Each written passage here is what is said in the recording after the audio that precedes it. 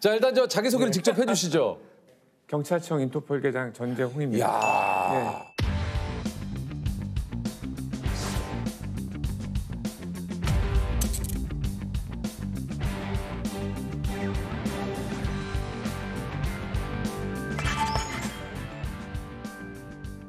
구체적으로 인터폴이 뭡니까? 우리나라 말로 이제 국제 형사 경찰 기구라고 하는데요. 다른 나라와 연관된 업무를 하다 보면 한 나라에서는 할 수가 없어요. 그래서 그 다른 나라의 협조를 받기 위해서 수많은 경찰 기구들을 국제 기구로 하나 만든 게 인터폴이죠. 인터폴이 여기 처음 생긴 게 언제입니까? 1900년대 초반에 네. 모나코에서 이제 왕실의 보물을 누가 이제 훔쳐서 다른 나라로 도망간 거예요. 다른 나라로 가면 이제 모나코 경찰이 못 가죠. 예, 갈 수가 없으니까 다른 나라 협조 없이는 안 되겠구나 해서 경찰끼리 모여서 논의를 시작한 게 계기가 됐습니다. 인터폴도 본부 같은 사무실이 있습니까? 이게 어디에? 프랑스 리옹이라는 도시가 있습니다. 아, 이건 프랑스에 있구나. 예. 프랑스 리옹이 계장님의 본사예요? 예, 그렇죠. 아, 우리나라가 아니구나. 예, 아닙니다. 저는 한국 소속이고 지점인가? 그러니까 본사가 그러니까 예를 들면 예. 루이비통 본사가 이제 프랑스에 있으면 우리나라에 이제 매장이 크게 있는 것처럼 그런 거죠, 그런 거죠. 아니죠. 아니에요? 저는 뭐야, 어떻게 된 거예요? 경찰청 소속이고 오케이, 알겠어요. 그러니까 국내 진짜 알고 얘기해야 돼요. 근데 진짜 예. 그러니까 백화점이 있고 그 안에 이제 입점이 돼 있는 매장처럼 이제 인터폴 부서가 있는 거 아닙니까? 갑자기 매장이 됐네요. 예를 들면 예. 그게 이제 각 나라별로 인터폴 부서가 따로 있어요. 국가중앙사무국이라고. 약간 화나셨어요? 예. 그게 각 나라별로 이렇게 좀 저는 이해를 못해서 그런 것 같습니다. 저희가 좀 워낙 이해력이 떨어져서 그래요. 예. 저희는 이제 경찰청 외사국이 국가중앙사무국이고 NCB라고 합니다. NCB 요? 예, 내셔널 센트럴 뷰로라고 해서 그러니까 NCB 서울 안에 인터폴 전산망을 통해서 많은 수배 정보, 무효화된 여권에 관한 정보도 활용해서 해외로 도망간 범죄자들을 체포를 하고 있습니다. 체포를 하는 거예요. 예. 인터폴 가입된 나라가 몇 개국 정도가 됩니까? 예, 194개국입니다. 와, 많네. 유엔보다 많습니다. UN 아, 그래요? 예, 유엔 193개국. 그러면 그 194에서 193이면 그 한 개국이 어디입니까? 그게 정확히 일치가 하지 않습니다. 그러니까 유엔이 194하고 193이 똑같지 않다는 얘기죠. 예, 하나가 틀린 게 아니라 예, 예. 여러 가지. 죄송합니다. 예. 현재 인터폴 총재님이 한국 분이시래요? 김정일 총재님. 야, 총재님은 좀 프랑스에 있으신 거예요? 총재님은 지금 이제 한국에 계십니다. 뭐야, 어떻게 된 한국에 거예요? 왔다 갔다 하시고요. 아, 그래요? 그렇습니다. 예. 아니, 인터폴 부서는 여러 가지 자격이 있어야 되겠지만 예. 가장 좀 그 중요한 건 뭡니까? 외국어 능력이 제일 중요합니다. 그러네. 토익 계장님도 보셨어요? 그 탭스 시험. 탭스가 더 어렵다 그러죠. 예. 몇 점 만점에 몇 점? 1급 받았습니다. 1급. 그럼 영어 무지하게 잘하시는데. 그럼 회의 같은 것도 다 영어로 하시겠네요? 회의도 이제 한동안 영어로 했는데 근데요? 제가 힘들어가지고 왜요? 혼을 내야 되는데 네. 혼을 내기가 힘들더라고요. 제가. 왜요? 저는 이제 앵그리 했는데 예. 표현을 하기가 굉장히 아니 근데 어려운 거예요. 영어로 왜 화를 못 내나요? Hey, what are you doing now? 그러니까 요 정도까지가 딱 끝입니다. Get out! 예, 안 돼요? 예, 그 정도. 한국어라면 디테일하게 더 혼낼 수, 더 혼내죠. 화낼 수가 있어요. 예. 잔소리를 많이 하게 됐죠. 조금 더 디테일하게. 예, 디테일하게. 근데 그래서- 영어로도 그게 안 돼요? 아니 영어 이제 곧 할 겁니다. 다시 이제 재개할 건데. 네네. 근데 요즘에 제가 자주 하는 말은 내가 뭘 했어. 네, 제가 알았다. 뭘 했어. 인터폴 부서는 구체적으로 좀 어떤 일들을 하시는 건지 설명을 좀 해주세요. 해외로 도피하는 범죄자들이 있거든요. 다른 나라 경찰하고 협조를 해서 잡아서 국내로 데려오는 일. 이게 가장 크고요. 두 번째로는 저희가 이제 국제 공조 수사라고 하는데 여러 나라를 거친 업무 같은 경우에는 한 나라에서 수사를 다 할 수가 없습니다. 그래서 필요한 사항을 공조를 받아서 다시 국내 수사를 할 수 있도록 그런 업무를 하고 있습니다. 이게 저 수배 등급이 총 8가지가 있는데 색깔로 구분이 되는 거예요? 적색 수배자는 저희가 중요한 피의자라고 생각을 하면 범죄라고 생각을 하면 인터폴 사무총국에 적색 수배를 신청을 합니다. 다른 나라로 가거나 할 때 걸리는 거죠. 예. 그러니까 청색 수배는 이게 무슨 사건 관련자, 관련자, 황색 수배는 실종자, 실종, 예. 흑색 수배는 사망자. 사망한 사람. 예, 사망한 변사자라고 하죠. 녹색 수배는 우범자. 우범자. 범죄를 저지를 가능성이 높은 사람. 예. 보라색 수배는 범죄 수배. 이건 뭐예요? 범죄 수법을 공유하는 겁니다.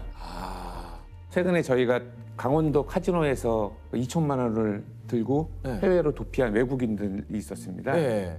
지난해 2월 강원랜드 카지노의 한 게임기 앞에 외국인 3명이 게임을 하는 척 주변 눈치를 살피더니 만능 열쇠로 몰래 슬롯머신 게임기를 엽니다. 이렇게 2,400만 원이 털렸습니다. 한국에서 출발해 태국으로 이동했고 또다시 비행기를 타고 카타르를 거쳐 스페인까지 달아난 것으로 확인됐습니다. 그리고 이제 최근에 2명을 저희가 송환해 왔는데 그런 것처럼 여지껏은 별로 흔치 않았지만 범죄 수법. 예, 수법. 이런 새로운 수법이 있다. 이게 보라색 수배. 예, 이런 보라색 수법. 직선 거리로만 1000km 가까이 되는 먼 거리로 도주했지만 이들의 범죄 드라마는 인터폴에 의해 막을 내렸습니다. 가장 좀 기억에 남는 사건이라고 할까요? 저희가 이제 필리핀에서 한국인 범죄자를 단체로 송환한 적이 있어요. 맞아요. 47명을 네, 비행기를 맞아요. 딱 빌려가지고 네, 전세기로. 예, 전세기로. 예. 한두 명도 아니고 해외에서 47명의 범죄자를 사실 국내로 이렇게 데려오는 게 어떻게 한꺼번에 이렇게 올 수가 있었는지 좀 궁금하긴 해요.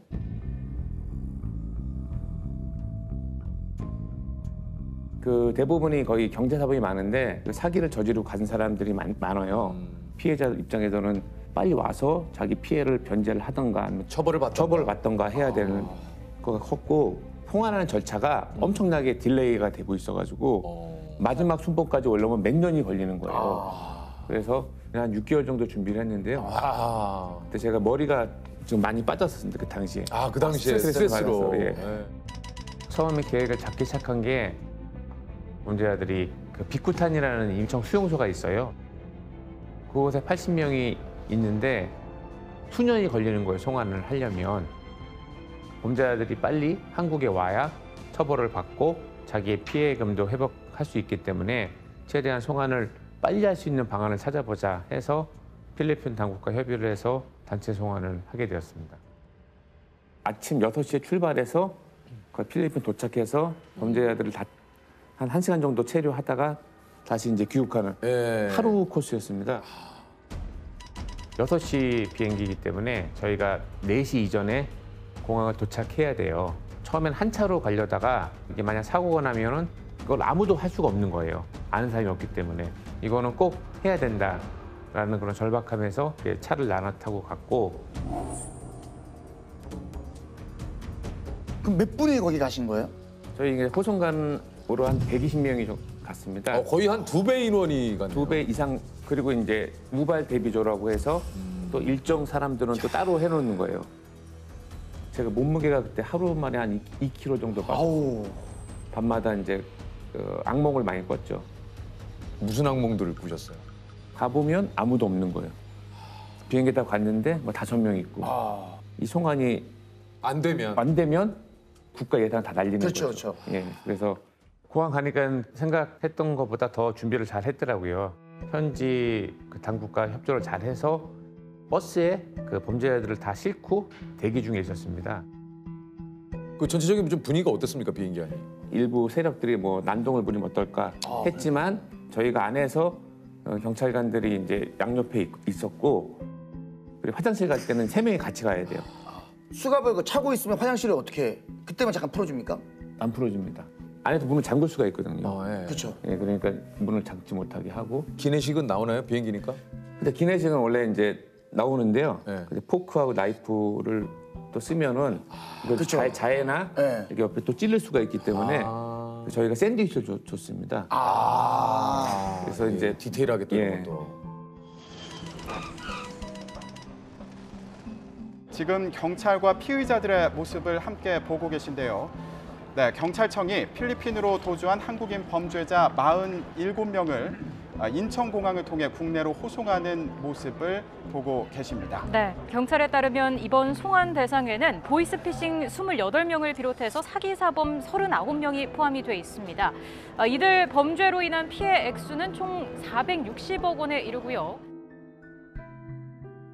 지금까지 그 계장님이 그 송환한 그 도피범이 한 몇 명 정도 됩니까? 저희 부서에 있으면서 한 1,500명 했는데 뭐 저 혼자 한 게 아니라 저희 이제 직원들하고 같이 또 일선 수사관서 수사하시는 분들하고 같이 한 게 한 1,500명 정도. 아니 그 저기 송환한 도피범 중에 또 기억에 남는 도피범이 또 있다고 그래요.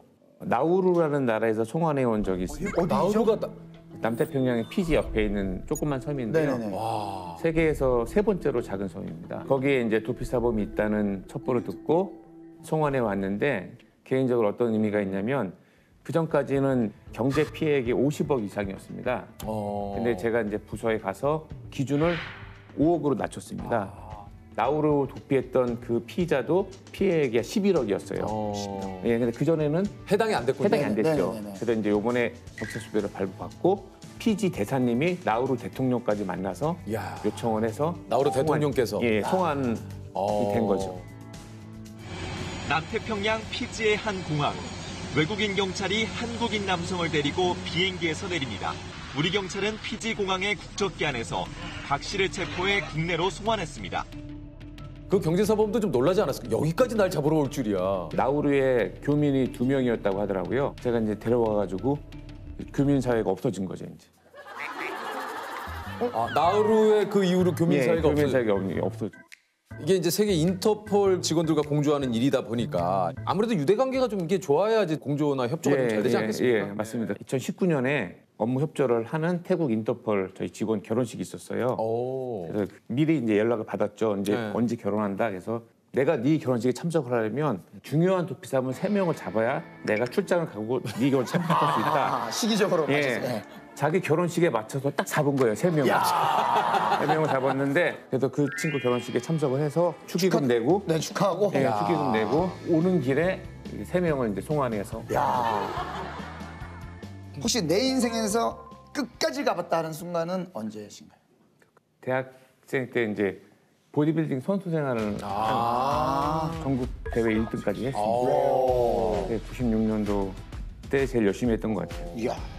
혹시 끝까지 노력해서 반드시 해결하고 싶은 게 있으십니까? 해외에 나가면 반드시 데려온다라는 인식을 좀 심어주고 싶습니다. 끝까지. 그들에게 혹시 하고 싶으신 얘기 직접 있으면. 좀 얘기를 하시죠. 예. 예, 반갑습니다. 그래도 이제 인사는 해야죠. 얘기가 인사는 있으시네요. 예. 피해자분들 생각하셔서 빨리 귀국하시기 바랍니다. 안 그러면 제가 또 보내겠습니다. 피해자들 입장을 생각하면 굉장히 좀 화가 나죠. 돈 몇천만 원하고 몇 억이 거의 전 재산이잖아요. 그럴 정도의 돈을 사기쳤다는 거는 거의 그 사람이 가용할 수 있는 전 재산을 훔친 거나 마찬가지거든요. 지구 끝까지 쫓아갈 수 있다는 걸 심어주고 싶습니다. 끝까지.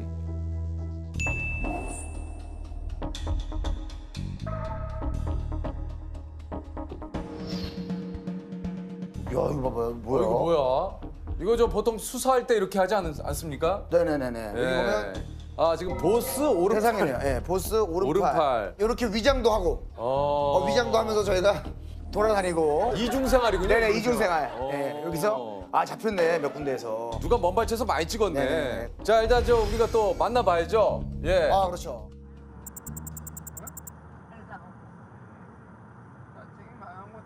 오빠 이게 뭐야? 옆으로 가. 왜 이래?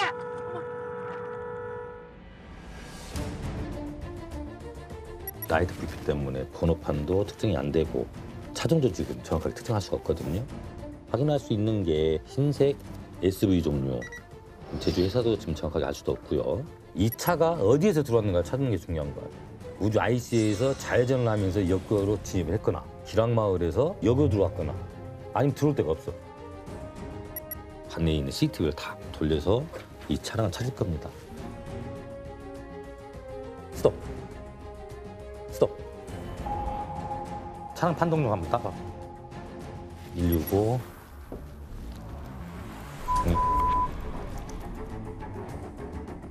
딱 걸려서 빠져나가도 못해 너는 이제.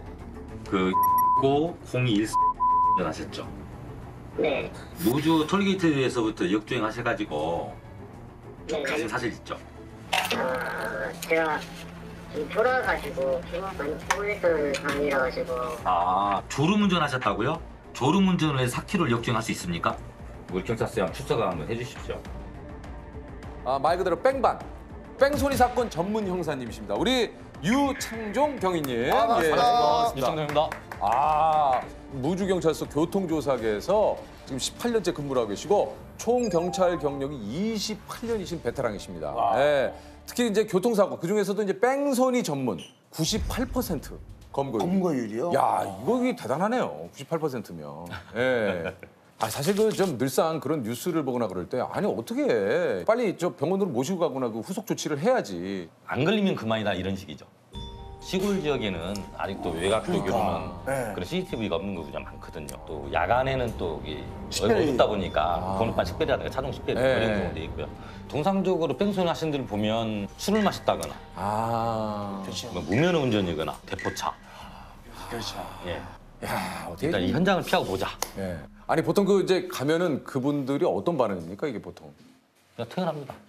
아닌 척을 해요? 맨 처음 아닌 척 하죠. 그럼 저희들이 이제 그 목격자를 확인을 하고 동선을 다 따죠. 네. 그러면 알리바이가 성립하느냐.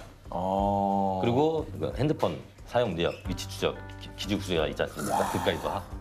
근데 그래도 경위님이 보시면 아닌 척해도 느낌이 딱 옵니다. 보지 않. 그냥 한 5분 얘기 나누면 네. 느낌 딱 오죠. 아무리 거짓말을 해도 몸이 반응을 하거든요. 어떻게 반응을 몸이 합니까? 뜹니다. 말은 그냥 아니다고 하는데 몸은 벌써 반응을 떠들고 있어요. 이게 무조건 범죄를 저지르면은 이게 티가 나게 돼 있어요. 그러니까 완전 범죄는 없는 거잖아요. 아니 뭐. 뺑소니 현장에 도착하면 가장 먼저 이제 하시는 일은 보통 이 현장 점검을 좀 제일 먼저 그렇죠, 하시겠죠. 이제 예. 인명 상태부터 보죠. 일단 그렇죠. 아무래도 인명사고가 또 있으면. 예. 예. 그리고 현장에 남아있는 유류물이 뭔지, 파편이 뭔지. 그러니까 뭔 차종을 수사를 해야겠다.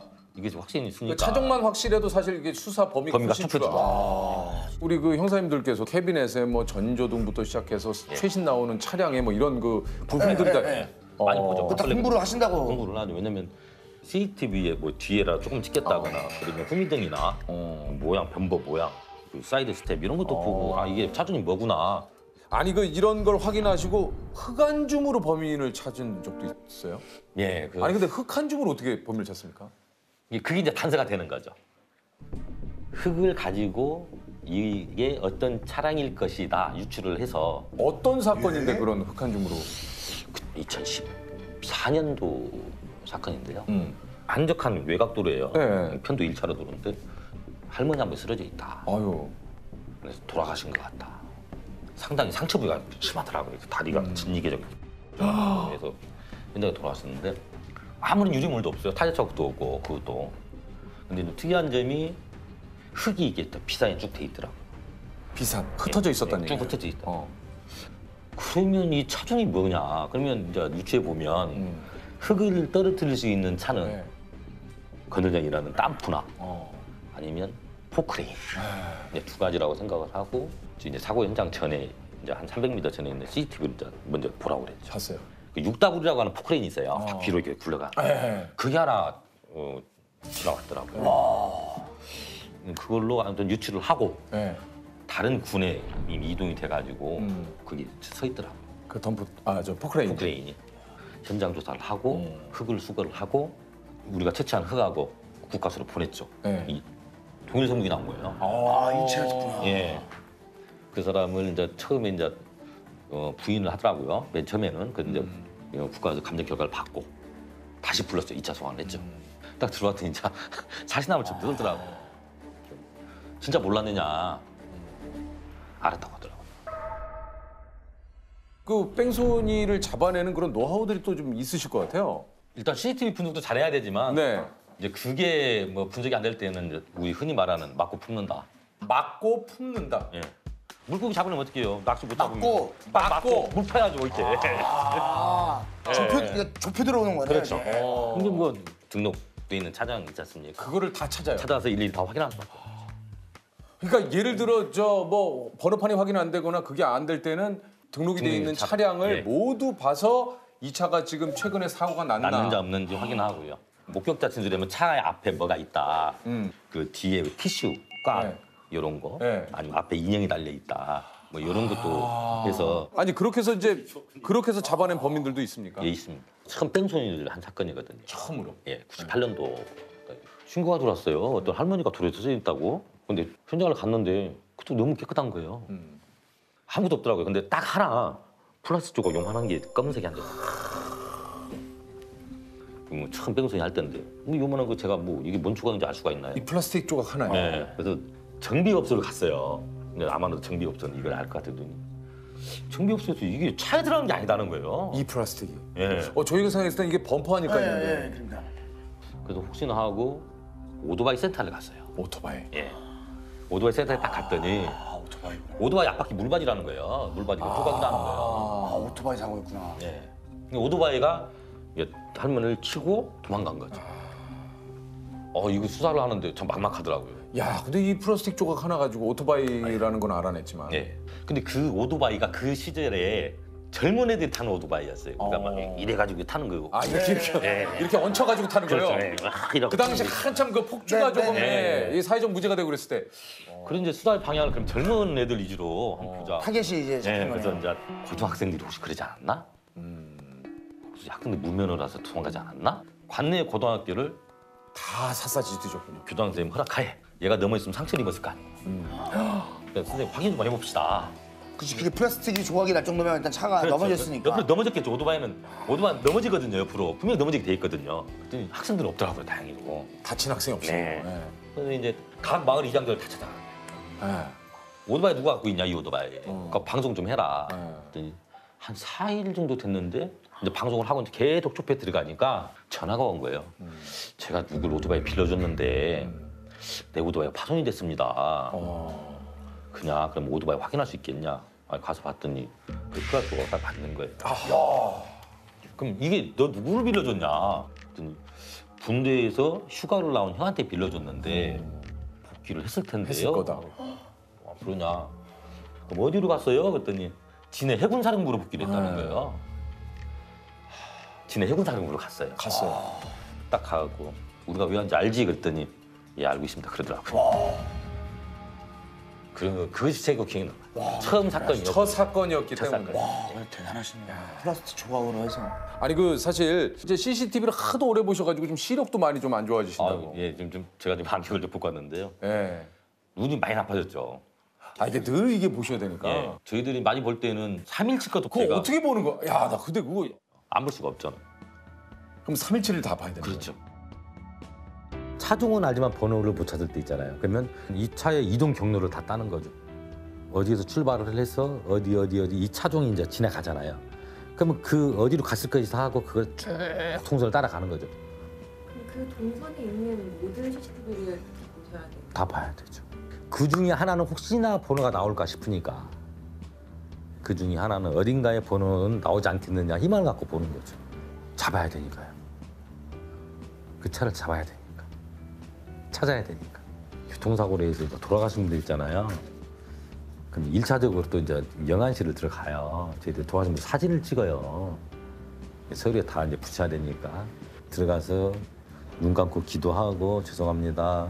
사진 찍겠습니다. 꼭 잡아드리겠습니다 하고 사진을 찍거든요. 그 나와서부터 시작한 거예요. 전국에 계신 교통조사관들이 아마 다 그렇게 할 거예요.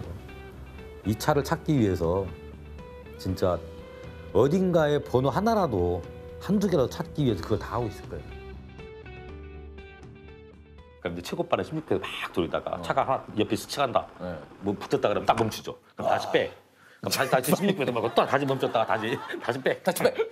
말이 3일치지. 16배속으로 돌려도 24시간 이 사람아 돌려봐 이 사람아. 그걸 왜 저한테? 죄송합니다. 아니 근데 요즘 기술이 좋아져가지고 드라마나 영화 보면은 막 이렇게 뭐 확대해봐. 자 조금 화상도 좋게 해봐.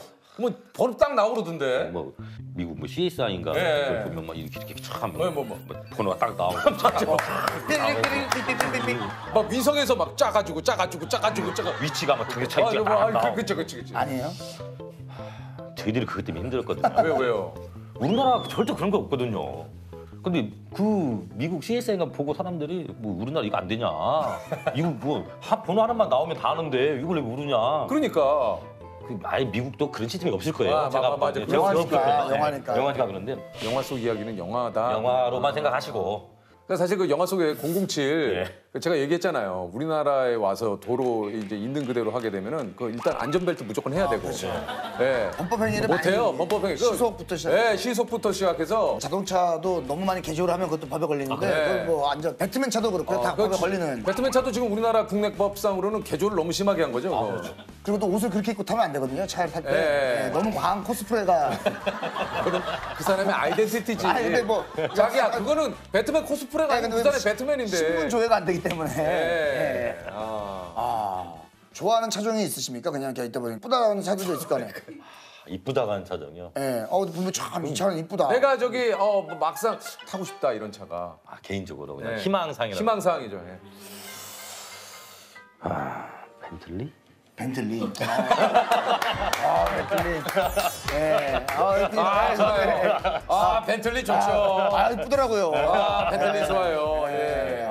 차 살 때 뭐가 제일 중요해요? 승차감이 어떤 분들은 하차감을 얘기하시는 분들이 계십니다. 하차감이 뭐냐면 하차했을 때 사람들의 시선을 즐기는 거를 이제 하차감 때문에 어떻게 좀 하차감을 느끼고 싶으세요? 저는 좀 뭐 하차감 때문에 이제 어떠세요? 프로그램 하차감 한번 느끼고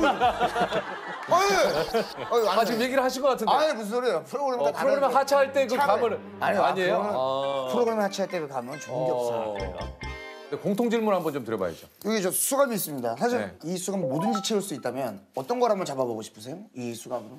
뭐든지 채울 수 있습니다. 뭐든지. 개인적인 것도 되나요? 되죠. 네네. 진급? 진급. 진급을 잡아보고 싶다. 진급을 잡는다면 어떤 진급을 좀 이게 못 도망가게 좀 잡고 싶으세요? 뭐 바로 위에 걸 잡아야 되지 않겠어요? 뭐 하나씩 올라가야 되니까. 위에가 지금 못 올라가잖아요. 위에면은 경장입니까? 경갑. 파출 소장 정도. 지금 느낌 어떠세요? 얼마 정도 걸릴 것 같으세요? 지금 상황에서? 경위에서 10년 정도 있으면 이제 30%를 달아준다는 그 조항이 있어요. 예, 있기는. 지금 몇 년 되셨습니까? 제가 지금 7년. 목전에 좀 오긴 왔네요. 목전에 좀 왔죠. 예. 그래서 좀 빨리 이걸로 한번 채워볼까요?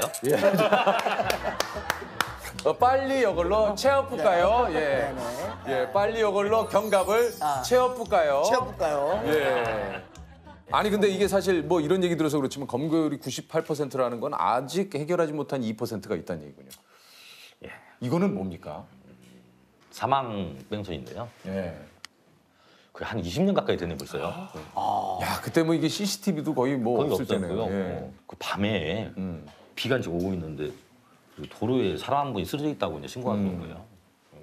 가서 보니까 진짜 사람만 쓰러져 있지 파편도 없고 아무것도 없어요. 예, 타이어 자국 하나도 없고. 빗물에 다 또 이게 쉽게 내려가니까. 아무도 없어요. 그래서 부검도 하고 또 국가에서 옷도 다 보내고 해서 다 이제 감정까지 했는데 아무런 흔적을 찾지 못했어요.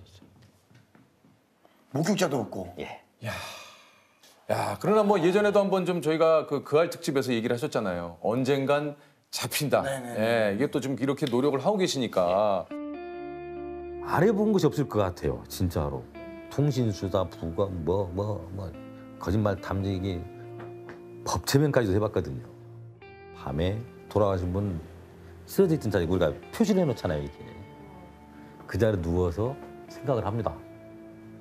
그게 어떻게 보면 미신일 수 있는데요. 교감이라고 하죠, 우리가. 사건하고 어떻게 해결을 하려고 했던 교감, 그 다음 느끼게 해서 그렇게도 해보고. 얼마나 원통하겠어요, 진짜로. 잘 걸어 다니고 잘 생활하다가 어느 한순간 누구인지도 모르는 사람한테 죽임을 당한 거 아니에요. 진짜 그 사람 찾아서 얼굴 한번 보고 싶어요. 어떤 사람인지. 이게 꼭 잡아서 처벌해주는 게 맞고요. 숨어서 그렇게 지낸다고 해도 편하게 사시지 못할 겁니다. 이제 그만 자수하십시오.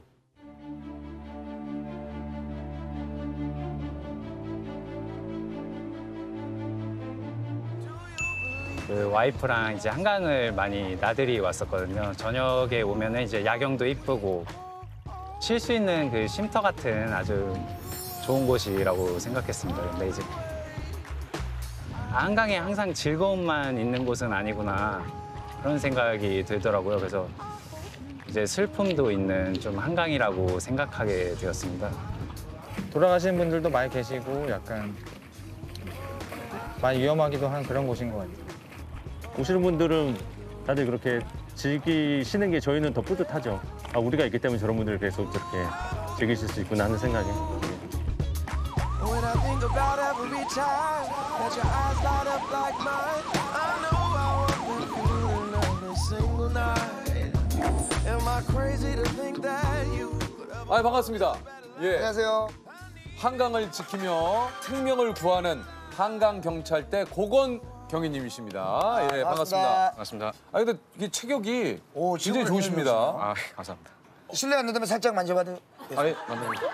어우, 여기가 장난 아니에요. 아, 운동을 또 여기가 이게 우리 그 운동하시는 분들의 특징이 또 가만히 있다가도 만지면 또 힘을 줘요. 예. 예, 그죠. 예, 예. 원래 저기 뭐 운동 같은 걸 좀 하셨습니까?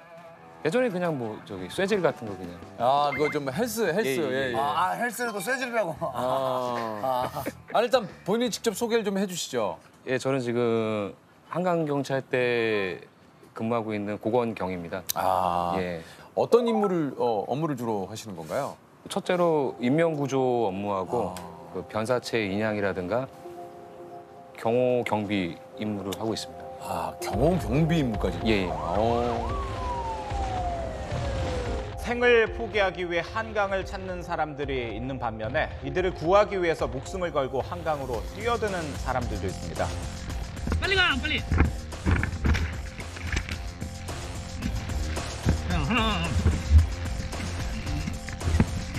호흡해, 호흡. 아니 이게 이제 저 수중에서 사실 일을 하시기 때문에 이게 어떻게 보면 굉장히 좀 위험한 일이기도 좀 합니다. 예. 어때요? 위험하죠. 위험하고 일반인들 생각했을 때 한강이 맑을 거라고 생각하는데 안에 들어가다 보면 이제 시야가 전혀 안 나옵니다.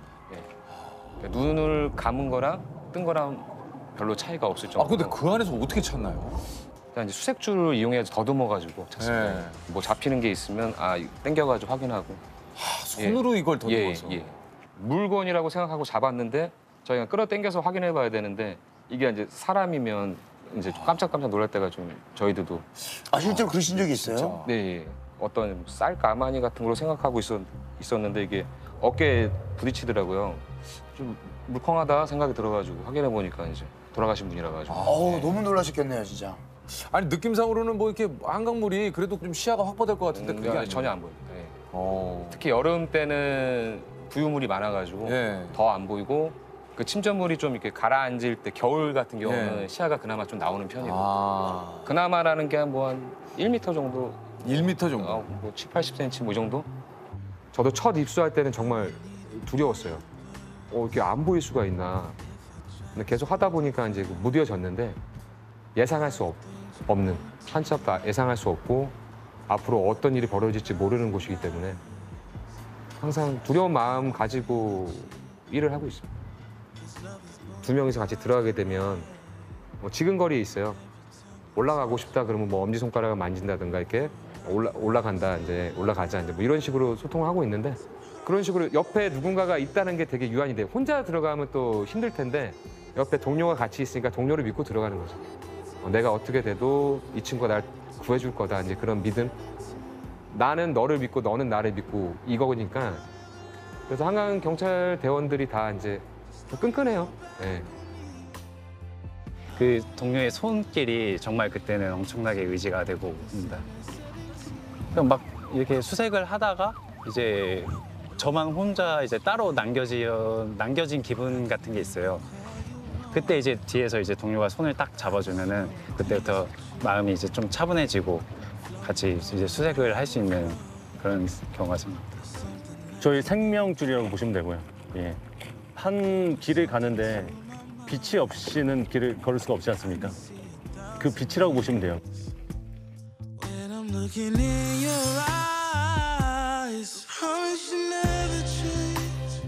이게 좀 자격도 뭐 좀 여러 가지 좀 까다로운 조건이 있을 것 같은데요? 뭐 기본적으로 자격증은 이제 라이프가드, 라이프가드하고 인명구조 인명구조 자격증하고 뭐 스쿠버 다이빙 또 있어야 되고. 예, 있어야 되고 이제 선박을 몰아야 되니까 조종면. 이게 기본적으로 이걸 하시려면 그 자격증이 한 3개 정도는 기본이 있어요. 기본으로 있어야 되고. 한강경찰대는 오신 지가 얼마 되셨어요? 지금 횟수로는 4년 차고요. 만 3년 됐습니다. 혹시 좀 이 일을 하시면 생긴 직업병 같은 게 좀 있을까요? 특별한 직업병은 없는데요. 제가 출근하면서 강변북로를 많이 이용하는데 지나가면서 다리를 좀 보게 되는 버릇이 좀 생기더라고요. 뭐 좀 이상한 행동하는 사람 같은 거 있으면 저거 신고 안 됐나 뭐 이런 식으로 생각을 하기도 하고. 간혹 이렇게 좀 여기에서도 또 이제 극단적인 어떤 선택을 네네. 하기 위해서 이곳을 또 찾는 분들이 또 꽤 계시잖아요. 많이 있으시죠. 예. 그렇게 오셔가지고 투신을 하시죠. 지난해 우리나라의 자살률이 10만 명당 26.6명으로 다시 OECD 전체 회원국 중 1위를 차지했다는 안타까운 소식이 들려왔습니다.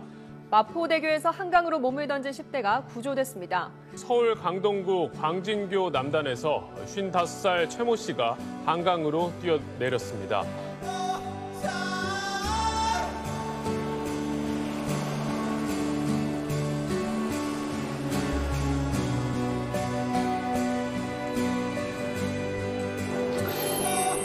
제가 이제 간혹 가다 보면 대교에서 목을 매시는 분들이 있거든요.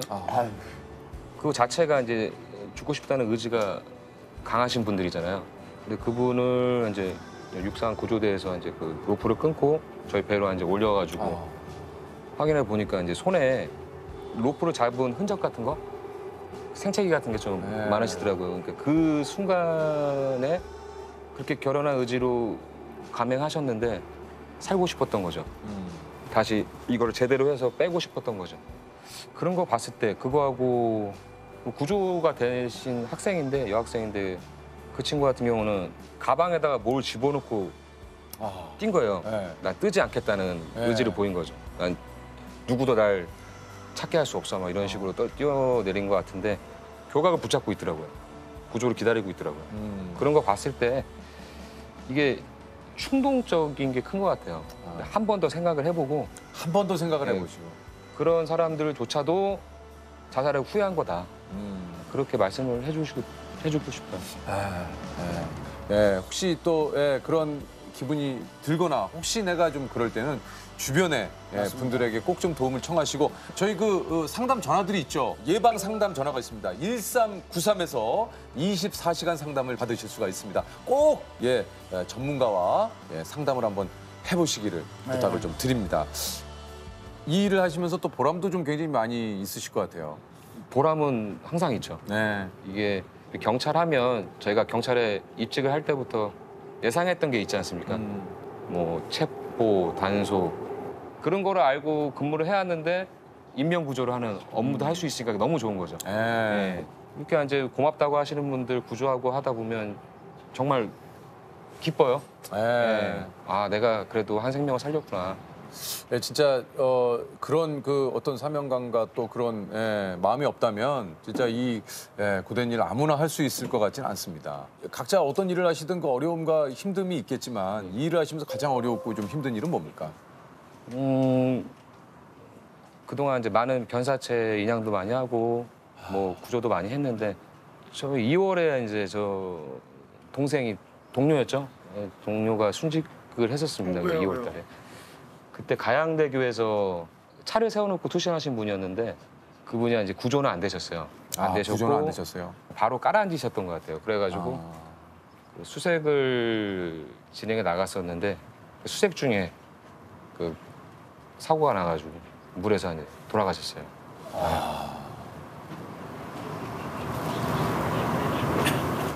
그날 2일 차였어요.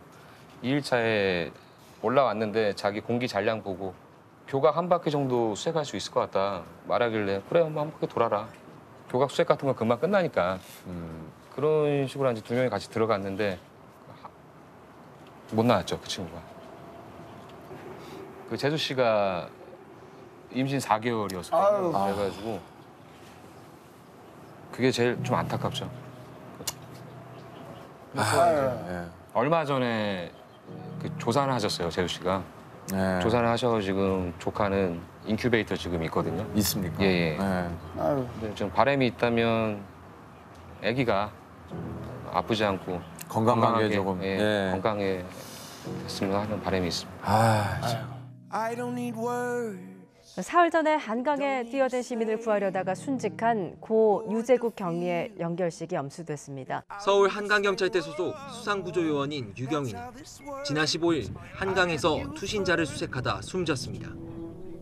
이미 한 차례 잠수색을 마친 뒤 다시 물속으로 들어갔던 유경이는 실종자 가족을 생각해 한 번 더 살펴보자는 마지막 말을 남기고 결국 돌아오지 못했습니다.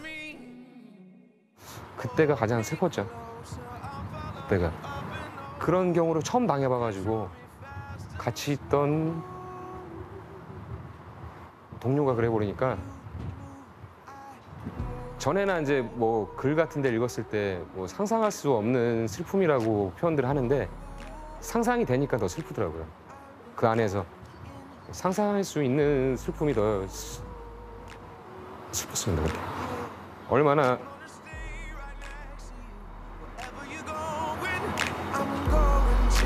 한강이 좀 어둡거든요. 어둡고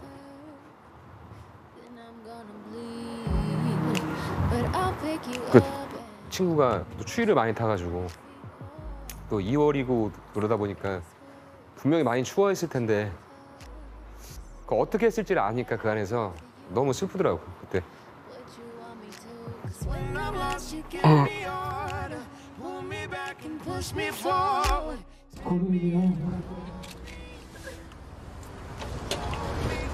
아니 너는 조선조으로 근무했다는 현무서인데 몰랐지. 이상하게 힘들거나 좋은 일 있으면 너랑 얘기만 하면 위로가 되고 풀리더라고. 남들은 네가 나한테 의지했다고 하는데 좀 내가 더 요즘 많이 했었어. 얼마 전에 너 아들 태어난 거 알아? 너 이름도 지어준 것 같더라. 이현이라고. 이름 참 이쁘더라.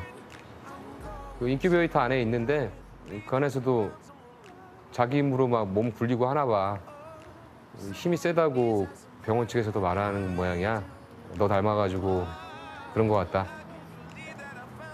아들은 걱정하지 말고 잘 있어. 잘 보살펴 줄 테니까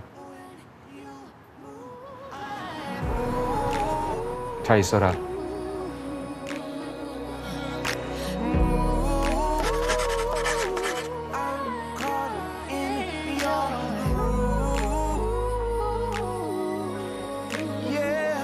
경찰 관분께서 오셔가지고 저희가 좀 놀래긴 했습니다. 자, 소개를 드리겠습니다. 오늘 그 1초의 승부사 특집 사이카로 도로를 수호하는 교통경찰 문성중 경위님이십니다. 아유, 안녕하십니까? 네.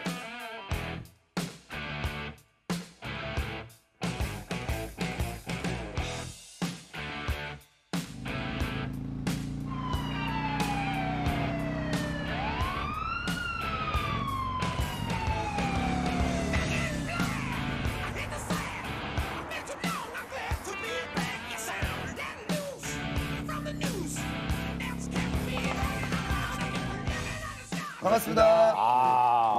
직접 소개를 좀 해주시죠, 경위님. 일산 동부경찰서 교통안전계에서 교통경찰을 하고 있는 문성준 경위입니다. 일단 저기 표정이 눈 주위가 좀 약간 이렇게 붉게 부어오르거든요. 왜냐면 이제 긴장이 되면은 이게 나타나는 사람마다의 이 증상이 있어요. 저희가 이제 경찰 특집을 해가지고 많은 경찰관 분들 저희가 좀 만나 뵀습니다. 근데 사실 교통경찰은 오늘 처음 뵙는 것 같아요. 좀 구체적으로 좀 소개해 주신다면 어떤 업무들을 좀 하시는 겁니까? 아침에 출근을 해서 차고지에 가서 오토바이를 꺼내서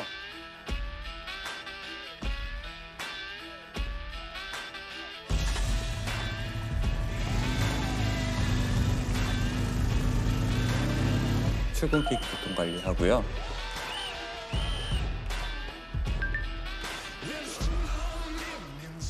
차량들 꼬리물기라고 하잖아요. 이렇게 신호가 바뀌었는데도 막 차량 흐름이 뒤엉키는. 네네네. 근데 이제 막 엉망진창이에요. 근데 경찰관분께서 딱 나타나시는 순간 모든 것들이 깔끔하게. 그 이후에는 대로에 나가서 법규 위반자 단속 위주로 단속 근무를 하고 112 신고가 있다든지 하면 112 신고 처리 같이 나가고 그리고 요즘은 코로나 백신 수송 업무를 같이 돕기도 하시고. 같이 하고. 지금 입고 계신 게 평소에 근무하시는 근무복인가요? 예, 저희 일반 경찰관들은 보통 이 하얀색이 아닌 남청색, 맞아요. 어두운색 계열의 근무복을 입는데요. 저희 교통경찰관들은 아무래도 사거리에서 좀 더 확인하기가 쉽게 하얀색 근무복을 입고 있고요. 저 같은 경우에는 이렇게 에어백 조끼, 이게 그냥 조끼가 아니라 에어백 기능을 할 수 있는 조끼예요. 이게요? 네. 어떻게 해요? 이 부위가 오토바이하고 연결이 되는 부위인데 떨어지는 순간 부풀어. 예.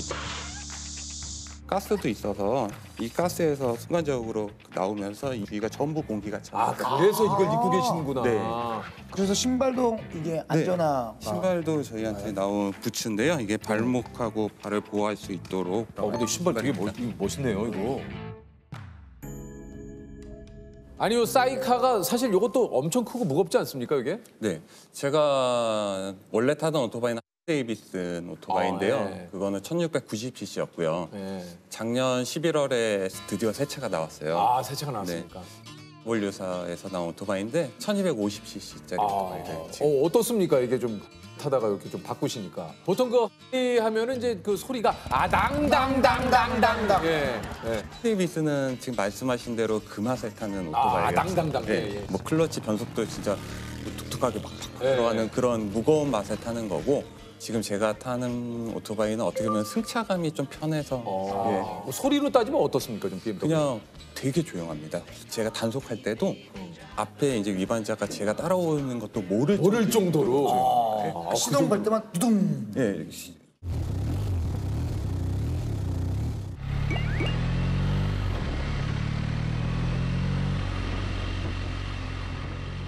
최대 시속이 지금 타는 오토바이는 몇 킬로 정도 됩니까?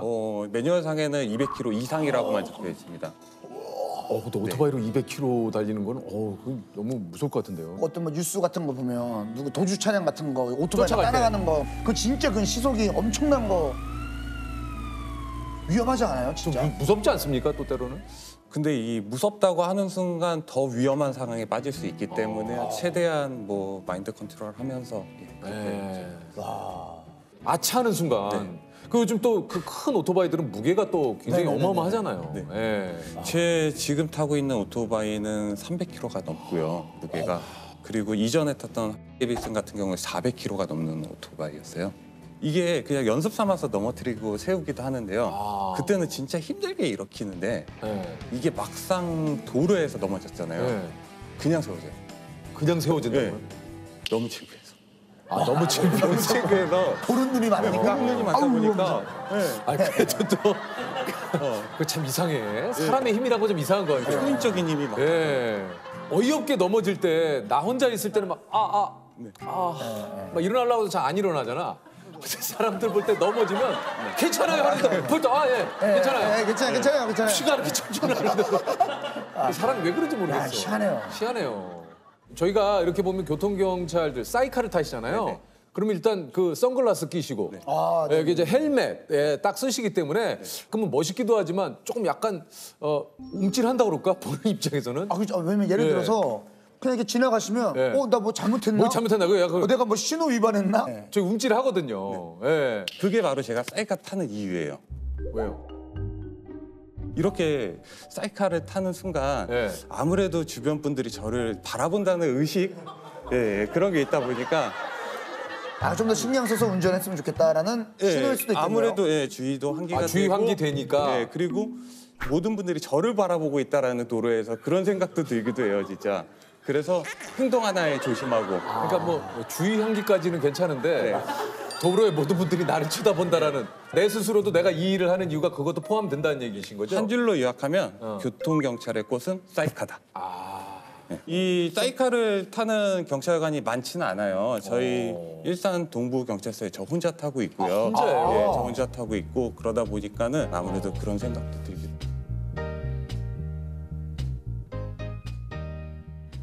그럼 이 경쟁률이 좀 치열하지 않습니까? 이거 사이카 타려면?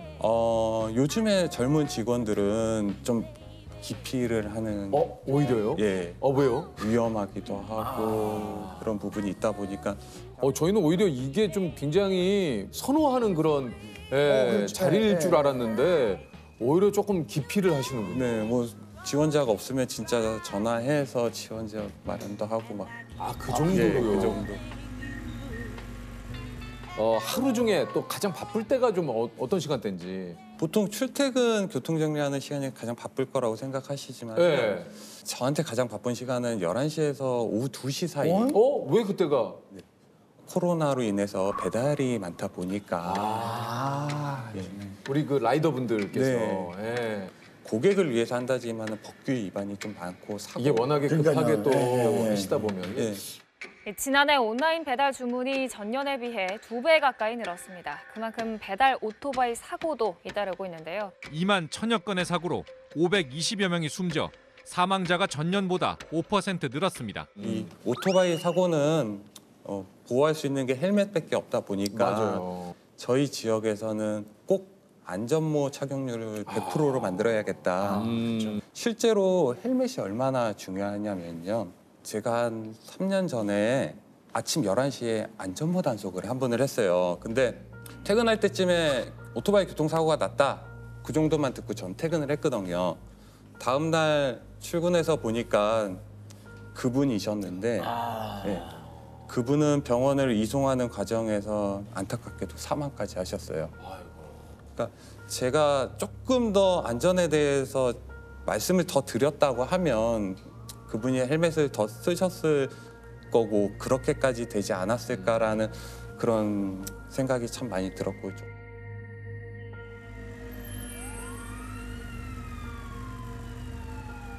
사이카를 모시면 이렇게 위험천만한 순간도 조금 경위님도 겪으실 것 같아요. 네.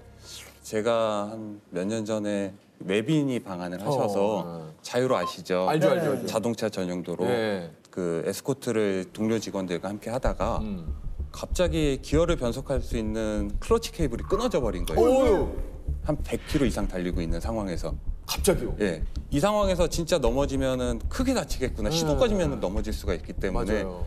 갓길로도 못 가고 1차로 안쪽으로 들어와서 겨우겨우 뭐 20km까지 속도를 줄여가면서 이제는 넘어져도 크게 안 다치겠구나라는 생각이 들면서 멈추려고 하는 순간 시동이 뚝 끊어지면서 이제 멈췄거든요. 그때 견인차를 급하게 요청을 했는데 2시간 걸렸어요. 2시간을 기다렸어요? 네, 2시간을 기다렸어. 1차로 안쪽 갓길에 혼자 서서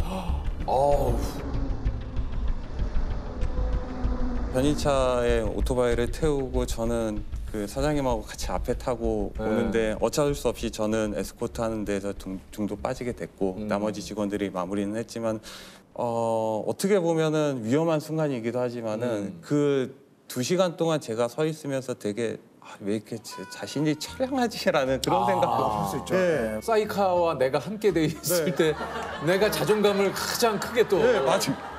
근데 내가 도로 한가운데 이렇게 서 있고.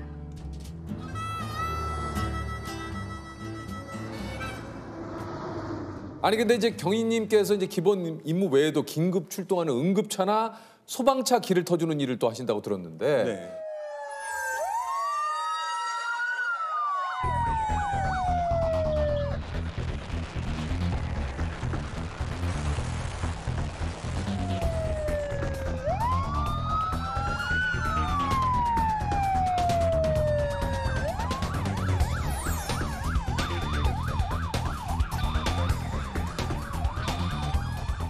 이게 이제 교통경찰의 기본 업무입니까? 기본 업무는 아닙니다. 아니에요? 네. 그래요? 네. 어떻게 조금 더 적극적으로 국민의 생명과 재산 보호를 할 수 있는 방법이 있을까 찾다가 우연하게 그게 생각이 나서 시행을 하기 했고요. 그러다가 그 후에 언론 보도에 보니까 구급차가 사고가 났어요, 교차로에서. 구급차가 전도가 되면서 구급대원분들이 밖으로 튕겨져 나오셨는데 119 구급차가 사이렌을 울리며 사거리로 들어갑니다. 교차로를 빠져나가는 순간 오른쪽에서 달려온 차량과 부딪혀 나동그라집니다. 차 밖으로 튕겨나온 구급대원은 곧바로 몸을 일으킵니다. 쉽게 몸을 가누지 못하던 다른 대원도 기어서까지 몸을 움직입니다. 이들이 구하려던 건 심정지 상태에서 병원으로 실려가던 91살 환자 김모 씨였습니다.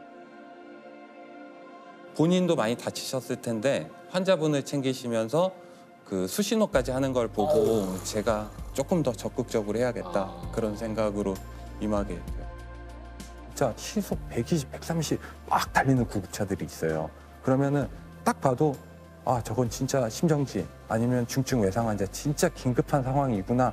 그래서 제가 뭐 이렇게 생각할 여유 없이 그냥 무조건 저기 따라가야지. 무조건 가서 안전하게 병원 도착할 수 있게 해줘야지. 그런 생각부터 되게 되는 것 같아요. 제가 거의 이 소방차 길터주기를 처음 초창기 막 시작했을 때예요. 그래서 일단 소방차 가니까 무작정 붙긴 했는데 이게 가다 보니까 갑자기 배달 오토바이가 한 대가 제 옆에 나타난 거예요. 단순히 위반하는 사람인가라고 처음에는 생각도 했었는데 이 배달 오토바이가 제가 이동하는 경로에 제가 통제를 하면은 이어서 통제를 해주시더라고요.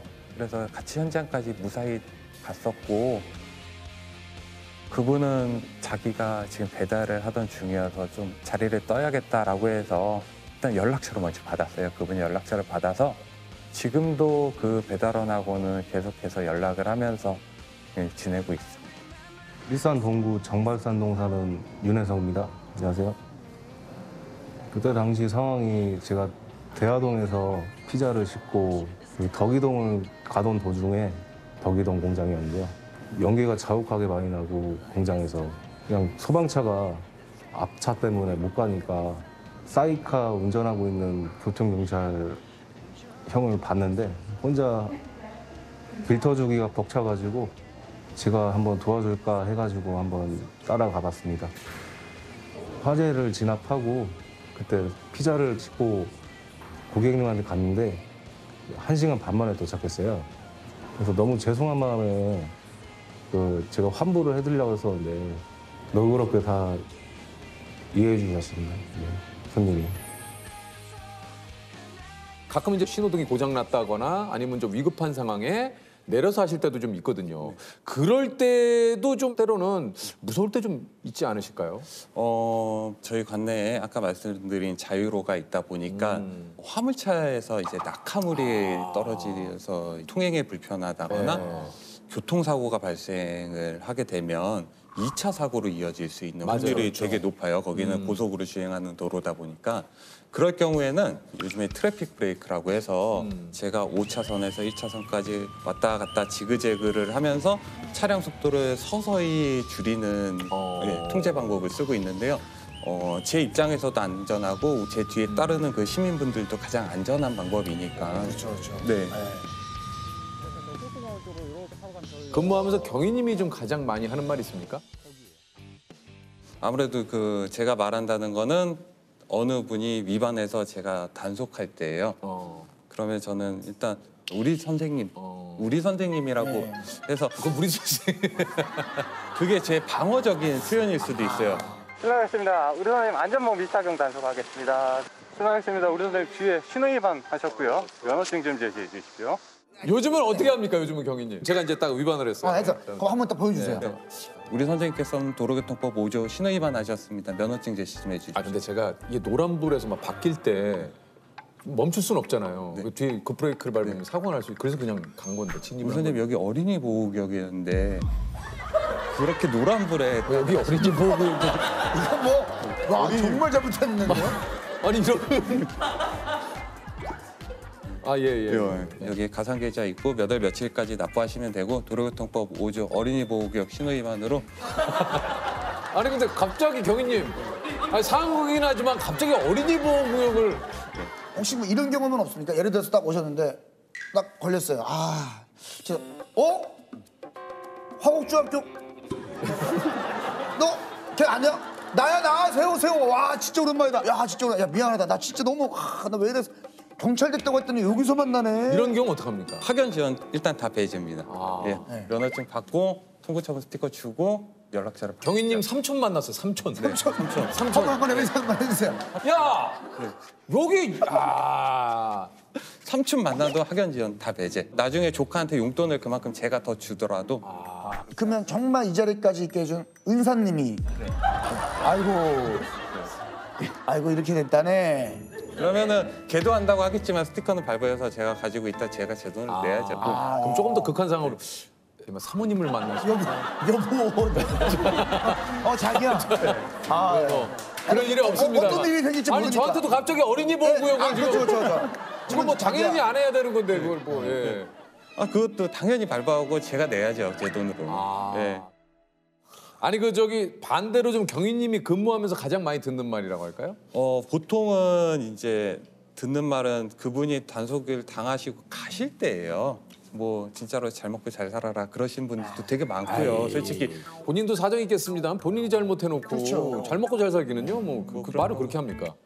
사고리 신호 위반하셨습니다. 면허증 부탁드리겠습니다. 너네 신호 일부러 저렇게 만든 거지?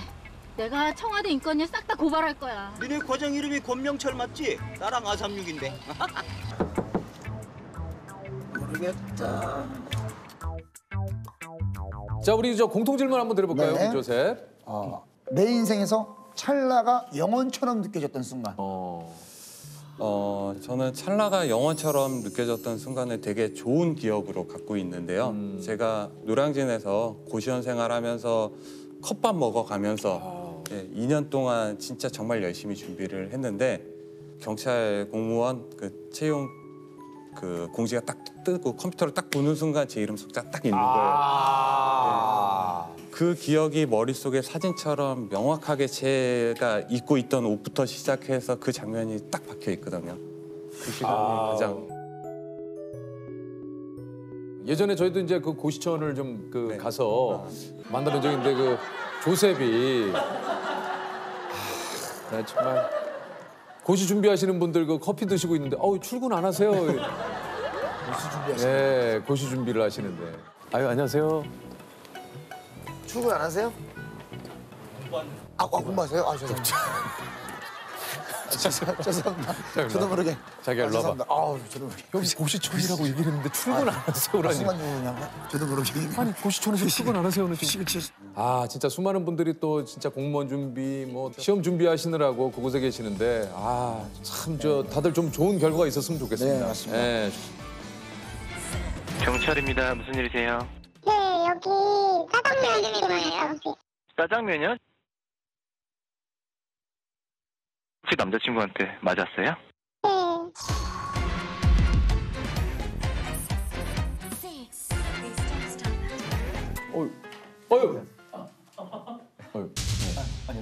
일로 오시죠. 반갑습니다. 안녕하십니까. 안녕하세요. 자, 오감을 넘어 직감까지 동원해서 범인을 잡는 육감 경찰입니다. 우리 강승구 경위님. 안녕하세요. 네, 반갑습니다.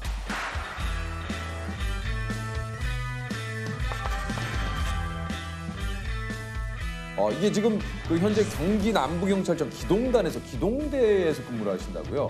네네네. 경찰관들로 구성되어 있는 기동대에서 팀장으로 근무하고 있습니다. 그 기동대가 하는 일이 뭔지 좀 구체적으로 좀 얘기를 해주시죠. 여러분들이 생각하시기에는 뭐 집회주의 근무에서 많이 생각을 하시는데 국가 중요 행사 있으면 경호 경비도 하고 방범 순찰이라고 범죄 예방 근무도 있고요.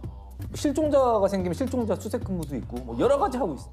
집회 현장에 그 아까 있는다고 좀 얘기를 하셨는데 근데 이제 간혹은 이제 이 시위가 좀 격해지다 보면은 진짜 좀 긴장 많이 되실 것 같은데요.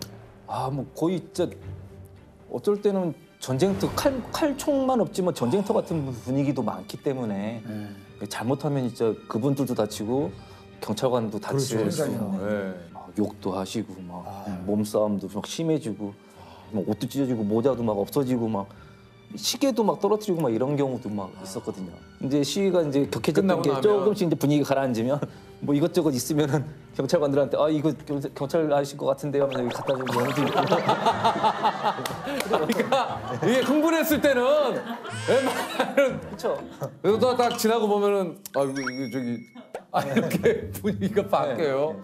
여름에 뭐 집회하고 있으면 땡볕에서 그분들 계속 앉아있고 막 그러잖아요. 그분들도 힘드시죠? 힘들죠. 그러니까 뭐 저희가 물도 이렇게 있으면 물 한 잔 드시라고 하시는 경우도 있고 뭐 그분들도 이제 나이대가 저희가 이렇게 많은 건 아니거든요. 대부분 뭐 우리 아들도 의경 출신인데 힘들겠다 이렇게 하는지 몰랐다.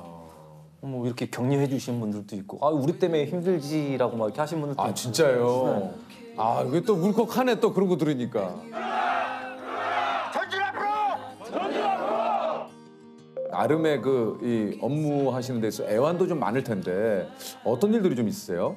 또 현장 출동한 저희 경찰관 기동대 직원들은 대부분 이제 쉬는 장소가 없어요. 그러다 보니까 이제 버스 같은 거 많이 보시잖아요. 많이 경찰 보죠. 버스.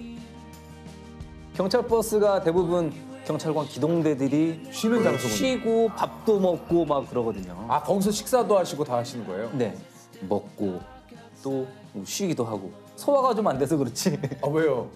아 계속 버스에서 이렇게 좀 기다리는 경우가 좀 많거든요. 아 대기를 좀. 네, 먹고 계속 앉아 있으니까 뭐 소화가 안 돼서 계속. 왜냐면 그 이제 버스가 뭐 사실 이제 굉장히 여유 있게 이렇게 좀 뭐 공간이 마련되어 있는 게 아니니까.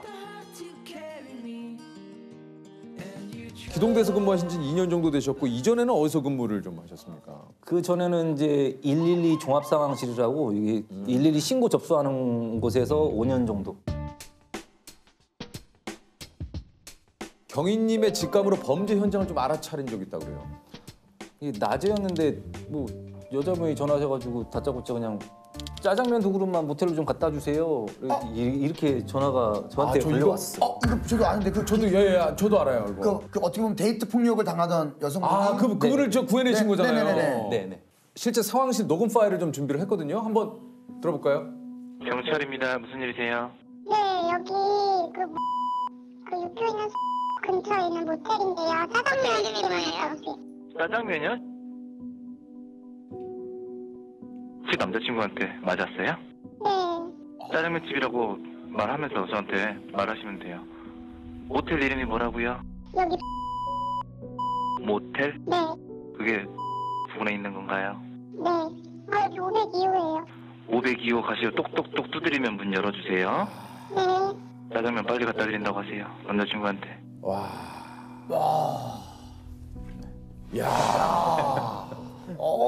근데 들으면서도 이 정말 전화를 하신 그 이분께서도 정말 참 잘하신 거잖아요. 네. 그 상황에서 기지를 발휘를 하신 거니까. 근데 이거를 알아채시고 이렇게 오늘 이분이셨구나. 경위님이 이거 몰랐네요. 젊은 여자분들은 이렇게 장난 전화나 허위 전화하는 경우가 거의 없어요. 잘못 누를 수도 없고 112 눌러야 이제 저희한테 전화가 오는 거니까. 경찰에 전화한 것도 맞는데 짜장면을 갖다 달라고 하니까 이제 처음엔 제가 좀 당황했죠.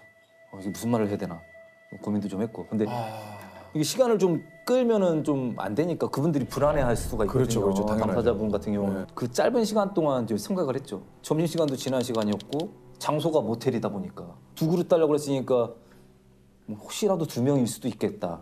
이제 그래서 혹시라도 남자친구한테 맞으셨는지 했더니 그분께서 풀이 죽은 목소리로 네 이렇게 하시더라고요. 그래서 이거 데이트 폭력이구나. 그렇게 알았죠. 짜장면을 빨리 갖다 주겠다라고 얘기한 이유가 뭡니까? 아무래도 좀 신고자분한테 뭐라고 했다나 안도감을 좀 주기 위해서. 좀 안도감을 주기 안심하시라고. 네. 신고 내용란에 출동하는 경찰관들은 진짜 중국집 배달 원인 것처럼 해서 들어가세요 이렇게 써놨죠. 현장 출동 경찰관들이 들어갈 때도 정말 중국집에서 배달 온 것처럼 똑똑 두드리고 배달 왔습니다 하고 이제 안에서 문 열어주고 들어갔더니 여자분이 조금 다치셨다고 하더라고요. 병원에 후송하고 남자는 이제 특수폭행으로 이제 체포했고. 참 정말.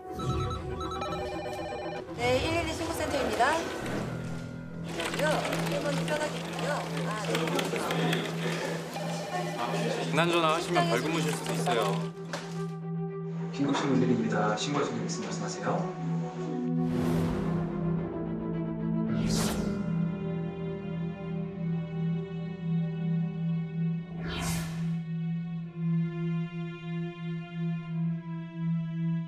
어느 날 밤 새벽 한 4시 정도 했는데 전화를 한다 하더라도 잘못 누를 수 없는 시간이잖아요. 전화번호 보고 이렇게 누르는 시간인데 새벽 4시에 전화가 왔는데 아무 말씀을 안 하시는 거예요. 잘못 누르지는 않았을 거고. 그래서 혹시라도 말씀을 못 하시는 상황이시면 핸드폰을 한번 톡톡톡 두들겨 보시라. 화면 같은 데 이렇게 두드리면 소리가 저한테 들리거든요. 진짜로 톡톡톡 두드리시더라고요. 이거 좀 이상한데? 말씀을 못 하시는 상황이고 제가 시키는 대로 했으니까 이거 이상한 상황이잖아요. 그래서 조용히 말해야 되겠구나. 그래서 여보세요. 무슨 일이세요? 혹시 거기 옆에 남자 있어요? 이런 식으로 이제 조용히 얘기했더니 그냥 여자분이 이제 그때서야 이제 좀 조금씩 말씀하시더라고요.